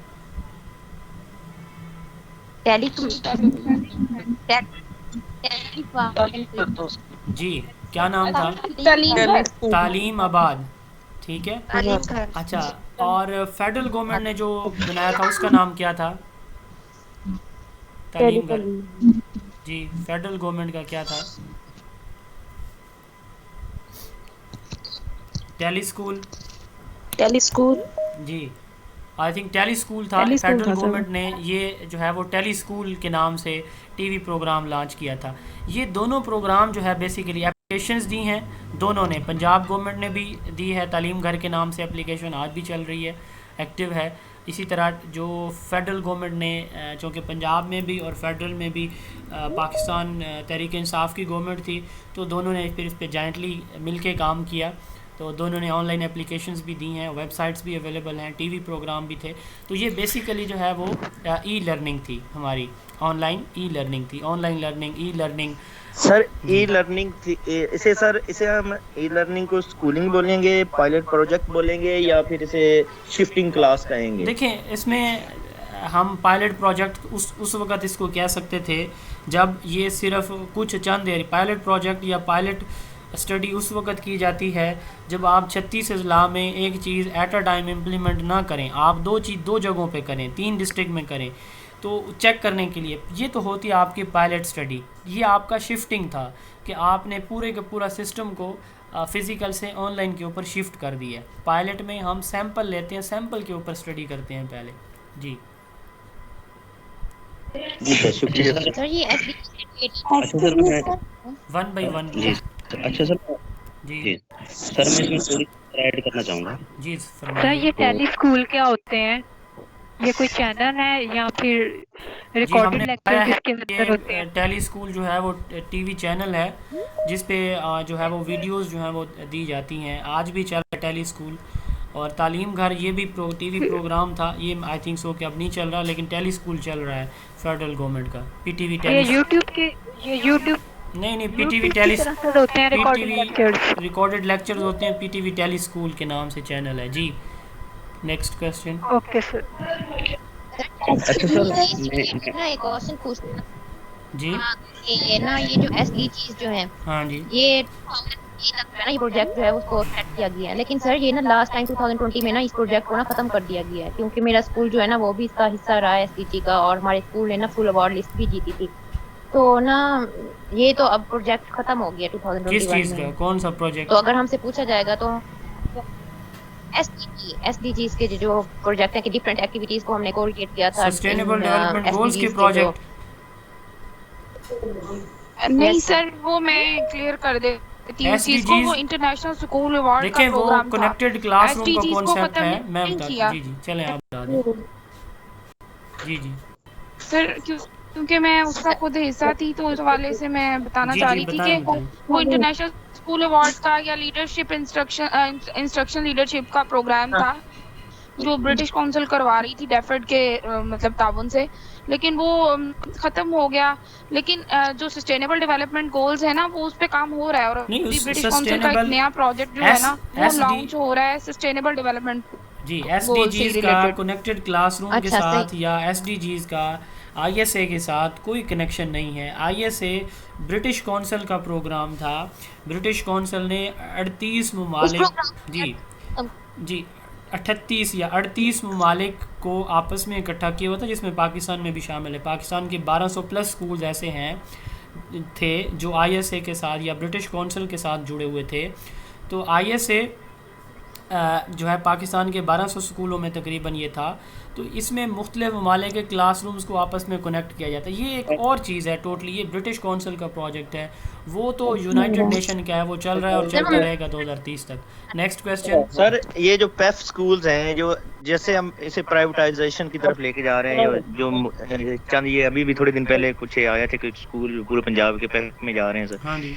इन्हें ये सर ये किस लेवल में लेके से हम आएंगे कि ये मर्ज हो रहे हैं या ये इसका मोड शिफ्ट हो रहा है या ये प्राइवेटाइज हो रहे हैं, यानी कि ये तो किस लेवल पे प्राइवेटाइज हो रहे हैं ना? ये तो स्कूल जो है उनको प्राइवेटाइज किया जा रहा है। ये परमानेंटली होते हैं, परमानेंटली होंगे सर? ये स्टार्ट में दिए जाते हैं 2 साल 3 साल 1 साल के तौर पर, फिर बाद में जो है उनकी एक्सटेंशन होती रहती है। सर इसका क्या लॉस है, क्या बेनिफिट्स हैं? देखें ना सर। जी नहीं सर। जी सर इसके हवाले से एक और क्वेश्चन है कि ये कब से स्टार्ट हुआ था PEF के वाले स्कूल जो हैं 2015 शिफ्ट होने? 2015 से 2014 था। बेनिफिट ये है कि गवर्नमेंट के अखराजात कम आते हैं। जहाँ पे गवर्नमेंट जो है एक स्कूल को पब्लिक सेक्टर में अगर उसका फ़ंड जो है वो जो मंथली अगर वो लग रहा है 3 लाख या 4 लाख, तो वहाँ पे उसका 1 लाख में गवर्नमेंट का काम चल जाता है। ये बेनिफिट है गवर्नमेंट को। सर ये जो सर ये टीचर्स प्राइवेट होते हैं 1 by 1। Sir kindly pilot study और पायलट स्कूल को रेगुलेट कर दीजिए। स्पेसिफिक क्राइटेरिया होता है। थोड़ा सा मुझे समझ नहीं आ रही, आप लोग इकट्ठा बोलते हैं तो मुझे नहीं पता चल रहा कौन क्या बात पूछ रहा है या कर रहा है। अच्छा सर, मैं ये कह रहा हूँ सर मैं ये कह रहा हूँ कि जो पार्टनर्स हैं इनको जो मुआवजा मिलता है या जो शराइत तय होती हैं, ये इनको पर स्टूडेंट के हिसाब से मिलता है? पर स्टूडेंट के हिसाब से या NS भी होती है कि जी ये स्टूडेंट के हिसाब से मिलता है। इनका डिफरेंट रेट होता है। अप्रोक्सीमेटली कितना होता है सर? ये 400 से 500 होता है पर स्टूडेंट। ये एजुकेशन वाइज होता है 400 से 500 होता है प्राइमरी जी का, सर, मुझे ठीक हो कंफर्म नहीं है कि एग्जैक्ट कितना है, मेरे ख्याल में 500 होगा मैक्सिमम, इतना ही मिलता है। बहरहाल ये रेलेवेंट नहीं है, जी, 1500 आपसे है, इंटरव्यू में नहीं पूछा प्राइमरी जाएगा। लेवल पे सर 1500 है, प्राइमरी लेवल पर 1500 है। और मैं इसमें एक चीज ऐड करना चाहता हूँ। एक तो सर हम टॉपिक के सर रेलिवेंट रहे, दूसरा ये है सर अगर कोई हम डेफिनेशन पढ़ते हैं ना सर, उसका जो वर्ड मीनिंग है सर उसको देखें कि इंक्लूसिव है या ब्लेंडेड है।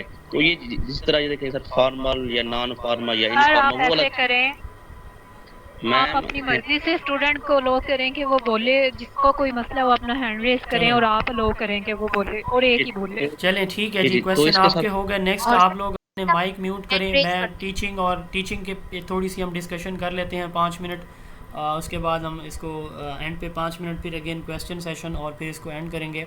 What is teaching? टीचिंग की डेफिनेशन आपने अच्छी तरह से याद कर लेनी है, कोई एक डेफिनेशन जो आपको बेहतर लगे। Transfer of knowledge from one place to another place is known as teaching. ये डेफिनेशन सबसे सिंपल और सबसे बेस्ट डेफिनेशन है, ये भी आप कर सकते हैं। इसके अलावा teaching is a mean where by experience member of the group guide the immature and infant member in their adjustment of life. आप इसको सिंपली कह सकते हैं कि teaching is a process where an experience member guide the new और infant member for adjustment in life. ठीक है, तो आप इस तरह इन दोनों में से कोई एक डेफिनेशन ले सकते हैं। तीसरी डेफिनेशन है activities that are designed and perform to produce change in behaviour. वो एक्टिविटीज़ जो किसी भी इंडिविजुअल के बिहेवियर को चेंज करने के लिए की जाती हैं या बिहेवियर में तब्दीली इंड्यूस करने के लिए की जाती हैं, उन तमाम एक्टिविटीज़ को हम क्या कहते हैं? टीचिंग कहते हैं। टीचिंग की कोई एक teaching, education, teaching, learning, knowledge, experience, ये 4 डेफिनेशन 5 इंपॉर्टेंट है, ये याद कीजिएगा। इसी तरह करिकुलम असेसमेंट की वो हम जब उनको डिस्कस करेंगे तो उस वक्त देखेंगे।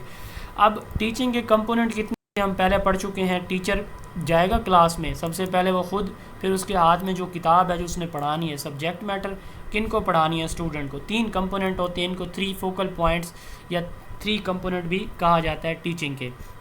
Feature of good teaching. अब टीचिंग के का सबसे आपसे पूछा जाता है कि पूछा जाए कि टीचिंग का कोई एक फ़ीचर बताएं जो सबसे अच्छा हो। टीचिंग का सबसे अच्छा फ़ीचर ये है कि student and teacher both are involved. ये याद रखिएगा, ये सबसे अच्छा फ़ीचर है कि टीचर और स्टूडेंट दोनों इन्वॉल्व हैं टीचिंग और लर्निंग प्रोसेस में, या बोथ आर एक्टिव। टीचर भी एक्टिव है, स्टूडेंट भी एक्टिव है, दोनों इन्वॉल्व हैं। तो टीचिंग एक एक्टिव प्रोसेस है, ये सबसे पहला। दूसरा, टीचिंग जो है वो लर्नर की इंगेजमेंट। अच्छी टीचिंग में लर्नर इंगेज होता है। इसमें अच्छी टीचिंग में इंस्ट्रक्शन रेलिवेंट होती हैं, यानी टीचर्स की जो टीचिंग है वो रेलिवेंट होती है, अकॉर्डिंग टू ऑब्जेक्टिव्स होती है और पर्पसफुल होती है। और इसमें बच्चे को जो है उसके अंदर क्यूरियोसिटी डेवलप की जाती है। बच्चा सोचे, बच्चा अपना नॉलेज, अपनी रिसर्च खुद करे, खुद सोच के खुद अपना नॉलेज जनरेट करे। तो ये जो है अच्छी टीचिंग की क्या होती हैं? फ़ीचर होते हैं। कल मैंने आपको बताया था कि पाकिस्तान में minimum national standard for quality education in Pakistan, NSQEs, ये 5 चीज़ें मैं आपके साथ शेयर करूंगा, ये कंप्लीट डॉक्यूमेंट इंशाल्लाह ताला। उसमें 5 स्टैंडर्ड बताए गए हैं। स्टैंडर्ड फॉर टीचर है, स्टैंडर्ड फॉर लर्निंग है, स्टैंडर्ड फॉर असेसमेंट है, स्टैंडर्ड फॉर करिकुलम है और स्टैंडर्ड फॉर क्लास इन्वायरमेंट है। अब टीचिंग की हम बात करेंगे तो NPSTs लर्नर की जब हम बात करेंगे तो ये लर्नर के अंदर कौन सी सलाहियतें होनी चाहिए, तो वो सारी इंशाल्लाह हम जब डिस्कस करेंगे तो मज़ीद ये चीज़ क्लियर हो जाएगी। बहरहाल अच्छी टीचिंग की ये कम से कम आपको याद रखिएगा, 3 से 5 आपको इम्पोर्टेंट फ़ीचर्स इसके टीचिंग के, अच्छी टीचिंग के आपके नज़दीक में एक इफ़ेक्टिव टीचिंग कैसे हो सकती है या उसके क्या फ़ीचर हैं। तो एक इंटरव्यू एक स्टूडेंट ने शेयर किया कि सर ये मुझे चेक करें, इसमें अमेंडमेंट करके मुझे बताएं। अगर मैंने उसको रीड आउट किया और उसमें एक सेंटेंस था कि मैं इस सर्च में रहती हूँ कि मैं जो लेटेस्ट एजुकेशनल ट्रेंड्स या मेथडोलॉजीज़ आती हैं मैं उनको देखती हूँ, मैं उनको रिसर्च करती हूँ। तो मैंने उससे कहा कि आप इसमें साथ ये भी ऐड करें कि मैं उसको अपनी क्लास में इम्प्लीमेंट भी करती हूँ। लेकिन मैंने कहा ये आप इंटरव्यू में जब आप ये चीज़ बताएंगी उनको अपने इंट्रोडक्शन या में, तो आपसे लाजमी पूछा जाएगा कि अच्छा आपने कहाँ से सर्च किया। अगर इन केस आप समझ रही हैं कि ये लाजमी आपने बताना है, अच्छी चीज़ है, अच्छा पॉइंट है, आप बताएं। तो उसके लिए मैंने कहा कि आप मॉडर्न लेटेस्ट जो ट्रेंड्स हैं या टीचिंग मेथडोलॉजीज़ हैं वो आप सर्च करें, क्लास में आप उनको कैसे इम्प्लीमेंट करेंगे, उनकी इम्प्लीमेंटेशन का प्रोसेस आप देखें और उसके जो एडवांटेजेस और डिसएडवांटेजेस वो भी आपको पता होना चाहिए। ये ना हो कि आप सिंपली कह दें कि माइक्रो टीचिंग, ठीक है। अब माइक्रो टीचिंग कोई टीचिंग नहीं है, वो तो एक ट्रेनिंग स्किल है, ठीक है। अब मतलब कि आपको यानी मकसद बात करने का कि पता होना चाहिए कि नई चीज़ कोई जो आप बता रहे हैं उनको, तो आपको उसका सारा बैकग्राउंड पता है। बहरहाल मकसद ये होना चाहिए। ये टीचिंग के जो है वो एस्पेक्ट्स होते हैं, पेडागोजी और एंड्रागोजी। पेडागोजी किसको कहते हैं? ये दोनों ग्रीक वर्ड्स हैं। पेडागोजी सोक्रेटिस ने इंट्रोड्यूस करवाया था। पेडागोजी कहते हैं टीचिंग ऑफ चिल्ड्रन, ठीक है, टीचिंग ऑफ यंग चिल्ड्रन, ये पेडागोजी या टीचिंग मेथडोलॉजीज़ कहलाती है। इस तरह एंड्रोगोजी, अडल्ट की जो एजुकेशन है इसको हम क्या कहते हैं? एंड्रोगोजी कहते हैं। हेटोगोजी सेल्फ लर्निंग को कहते हैं, यानी एक इंडिविजुअल खुद क्या चाहता है, वो क्या पढ़ना चाहता है, क्या बनना चाहता है, किस डायरेक्शन में वो आगे बढ़ना चाह रहा है, उसकी अपनी इंटरेस्ट, सेल्फ इंटरेस्ट क्या है, ये उसकी क्या कहलाती है? हेटोगोजी कहलाती है। ये दो नई टर्म्स हैं, साइबरगोजी एंड पीरागोजी। साइबरगोजी किसको कहते हैं? आईसीटी को, यानी आप जो जैसे ये हमारी क्लास हो रही है ये साइबरगोजी है, यानी ICT information and communication technology को यूज़ करते हुए हमारी जो टीचिंग लर्निंग होती है इसको हम क्या कहते हैं? साइबरगोजी कहते हैं। और पीरागोजी क्या कहते हैं? जब बच्चे एक दूसरे को से टीचिंग लर्निंग कर रहे हो, यानी एक स्टूडेंट दूसरे स्टूडेंट को समझा रहा हो, एक समझ रहा है दूसरा समझा रहा है, दोनों की एज सेम है। पीयर किसको कहते हैं? पीयर कहते हैं PEER, पीयर। इसको कहते हैं कि सेम एज को, यानी सेम एज ग्रुप को या सेम एज के दो मेंबर को हम पीयर कहते हैं। तो पीरागोजी में सेम एज के यानी क्लासमेट आपस में या स्टूडेंट आपस में एक दूसरे को क्या कर रहे होते हैं? पढ़ा रहे होते हैं। तो ये जो है वो इम्पोर्टेंट टर्म्स थी। लास्ट 2 स्लाइड्स ही हम डिस्कस करेंगे। जी एंड्रोगोजी बता दें। Andragogy, andragogy adult learning. Heutagogy sir, adult learning मैंने बताया। सेल्फ लर्निंग जी, सेल्फ लर्निंग है सर। हेट्रोगोजी पूछ रही हूँ। सेल्फ लर्निंग मतलब कि खुद को असेस करना। मैंने कितना पढ़ा? सेल्फ लर्निंग जो है वो जी सेल्फ लर्निंग का मैंने बताया कि जी ये हेटोगोजी है। हेटोगोजी सेल्फ लर्निंग को कहा जाता है, study of self determined learning. Teaching और इंस्ट्रक्शन में क्या फ़र्क है? जी, इंस्ट्रक्शन को हम इंशाल्लाह ताला कल डिस्कस करेंगे। ये हमारा यहाँ से कल इंस्ट्रक्शन से काम स्टार्ट होगा, इस जगह से। ये तो इंस्ट्रक्शन की डेफिनेशन को मैं आज नहीं बता रहा। सुन लेना मेरी तो सुन।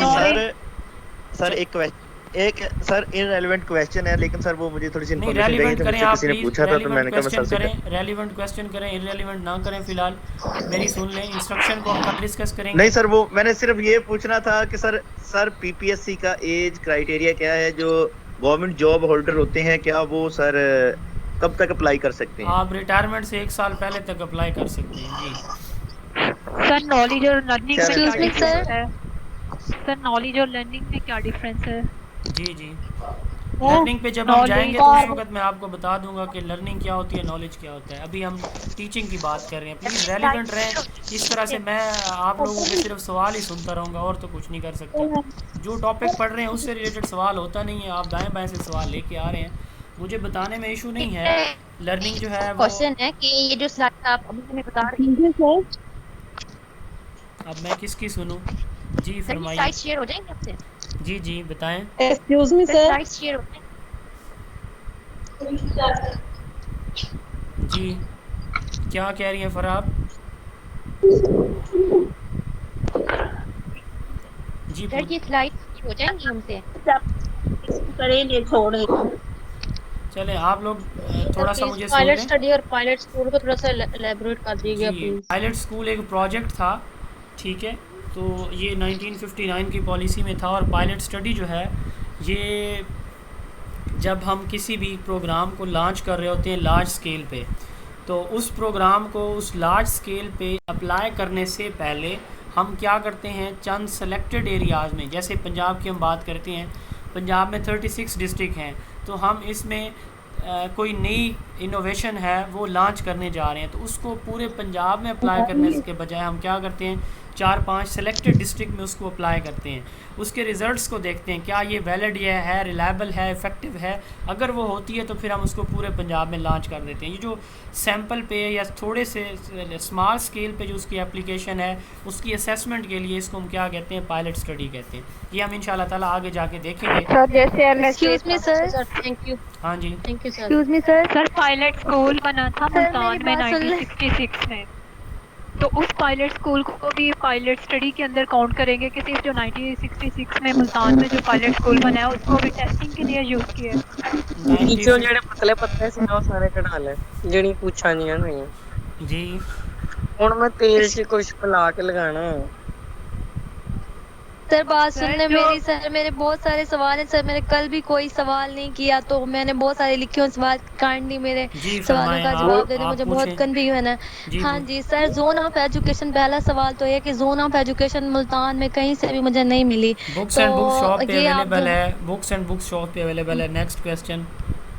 ओके सर, दूसरा जो है क्या ये आप ये जो स्लाइड्स हैं ये आप वही बुक से जोन ऑफ एजुकेशन से ले रहे हैं या आप अलग से आपने बनाई है? स्लाइड्स जो है इसकी 100% कॉपी है zone of education. Next question. Zone of education, okay sir. Sir दूसरा सवाल ये है सर, एक्सक्यूज मी, इनके सवाल पूरे होने दें प्लीज। जी प्लीज। Excuse me sir. जी जी जी हेलो जी प्लीज चुप हो जाएं प्लीज प्लीज प्लीज। सर दूसरा मेरा सवाल ये है कि हमारी रिहाइश जो है ना वो मुल्तान की है और डोमिसाइल मुजफ्फरगढ़ का है, तो हमारा जो मतलब शनाख्ती कार्ड है उसके ऊपर करंट एड्रेस मुल्तान का है और जो आपका जो डोमिसाइल का एड्रेस है वो कंसीडर होगा। Next question. ओके सर, दूसरा जो है सर मैंने ना मास्टर्स इन इंग्लिश किया हुआ सर। जी सर बहुत सारे हैं सर, एक दो और भी रहते हैं सर। अगर इस तरह के आपके पर्सनल हैं तो आप मुझे वॉइस नोट में पूछ लें, अगर इस टॉपिक से रिलेटेड है तो जरूर पूछें। ओके सर, नहीं आपको तो मैसेज नहीं जा सकता ग्रुप में। आपके इस तरह के जो क्वेश्चन है आप मुझे पर्सनली मैसेज कर दें वॉइस नोट में, मैं okay okay okay okay okay sir, ठीक है, okay okay, thank you. Topic से रिलेटेड क्वेश्चन सर आप अपनी सर क्लास शुरू करेंगे, टाइम वेस्ट हो रहा है प्लीज मुझे बता दें। जी बस जी, मैं बाद में बताऊंगा, आपके सवाल मेरी सुन लें। लास्ट स्लाइड हम डिस्कस करने जा रहे हैं, इतनी डिस्टर्बेंस नहीं होनी चाहिए थी। हमारा जो लेवल है आई थिंक सो कि मुझे ये चीज़ें कल भी मैंने बताया था, रिक्वेस्ट की थी कि क्लास नॉर्म्स का ख्याल रखा जाएगा, लेकिन आई एम सॉरी, मुझे बहुत माजरत के साथ, मैं बड़े दुख के साथ ये चीज़ शेयर कर रहा हूँ कि मुझे बार बार चुप कराना पड़ रहा है। एक बंदा बोल रहा है या बंदी बोल रही है तो उसको सुन ले। प्रिंसिपल्स ऑफ टीचिंग के 2 प्रिंसिपल्स होते हैं, ये याद रखिएगा, इंपॉर्टेंट चीज़ें हैं। जनरल प्रिंसिपल्स होते हैं साइकोलॉजिकल। जनरल में हम प्लानिंग करते हैं कि हमारे ऑब्जेक्टिव्स क्या हैं, उन ऑब्जेक्टिव्स को देखते हुए हम प्लानिंग करते हैं कि हमारी एक्टिविटीज़ कैसी होंगी, कौन कौन सी हम एक्टिविटीज़ जो है वो डिज़ाइन करें। यानी ऑब्जेक्टिव्स को देखते हैं, अपनी लेसन प्लानिंग करते हैं और अपनी एक्टिविटीज़ को देखते हैं। ये होते हैं जनरल प्रिंसिपल्स। जो साइकोलॉजिकल है इसमें हम बच्चे को देखते हैं, बच्चे की नीड इंटरेस्ट को देखते हैं, बच्चे को हमने कैसे जो है वो उसको रीइंफोर्स कैसे करना है, उसको उसकी पॉजिटिव या नेगेटिव रिस्पॉन्स पे उसको फीडबैक कैसे देना है, और उसके अंदर क्रिएटिविटी और सेल्फ एक्सप्रेशन को कैसे हमने बच्चे के अंदर डेवलप करना है। तो टीचिंग के 2 प्रिंसिपल होते हैं, general principle and psychological principle. Last हमारा टॉपिक है डिस्कशन का, उसके बाद 5 minute question session. Maxims of teaching, यानी मुश्किल टॉपिक्स हमारे पास जो होते हैं पढ़ाने के लिए, उन मुश्किल टॉपिक्स को हम इजी फॉर्म में, आसान शक्ल में जब अपने बच्चों को प्रेजेंट करते हैं तो इनको हम कहते हैं maxims of teaching. Rules for presenting difficult terms and concept to make them easy to comprehend is called maxims of teaching. इसकी बहुत सारी एग्जांपल यहाँ पे लिखी हुई हैं। सिंपल टू कॉम्प्लेक्स, सिंपल चीज़ें पहले बताएं, कॉम्प्लेक्स बाद में बताएं, नाउन पहले बताएं, अननाउन बाद में बताएं, होल पहले बताएं, मुकम्मल पार्ट्स बाद में बताएं। आगे वाली आप जो है वो ख़ुद रीड आउट कर सकते हैं। जी, टॉपिक से रिलेटेड प्लीज़ कोई क्वेश्चन है जो आज हमने डिस्कस किया है तो आप पूछ सकते हैं। जी सर, ये मैक्सिम्स ऑफ टीचिंग को हम क्वालिटीज ऑफ टीचिंग भी कह सकते हैं।